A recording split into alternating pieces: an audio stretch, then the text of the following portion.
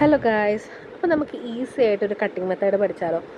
അപ്പം സ്റ്റിച്ചിങ് ബേസിക്കായിട്ട് പഠിക്കുന്ന ആൾക്കാർക്കും ചെറുതായിട്ട് സ്റ്റിച്ചിങ് അറിയുന്ന ആൾക്കാർക്കുമാണ് ഈ ഒരു ടിപ്പ് പറയുന്നത്. നമുക്ക് ആദ്യം തന്നെ മെറ്റീരിയൽ ഒന്ന് അയൺ ചെയ്യാം. അയൺ ചെയ്യുന്നത് എന്താണെന്ന് വെച്ച് കഴിഞ്ഞാൽ നമുക്ക് കറക്റ്റ് മെഷർമെൻറ്റ് കിട്ടാൻ വേണ്ടിയിട്ടാണ്.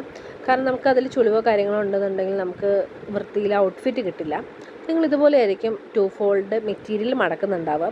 നിങ്ങളിങ്ങനെ മടക്കുന്ന സമയത്ത് നമ്മുടെ നെക്ക് പോർഷൻസ് കട്ട് ചെയ്യുമ്പോൾ ചിലപ്പം നമുക്ക് ചെറുതായിട്ട് ബുദ്ധിമുട്ട് അനുഭവപ്പെടും. അപ്പം അതിലും ഈസി ആയിട്ട് നമുക്ക് കട്ട് ചെയ്യാൻ എളുപ്പത്തിന് ഇങ്ങനെ ഒരു മെത്തേഡ് നമുക്ക് ട്രൈ ചെയ്യാം.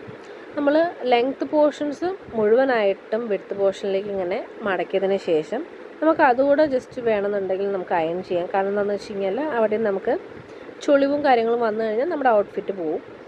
പിന്നെ നിങ്ങളുടെ മെഷർമെൻറ്റിനനുസരിച്ചിട്ട് ഫ്രണ്ടും ബാക്കും നെക്ക് വരയ്ക്കുക.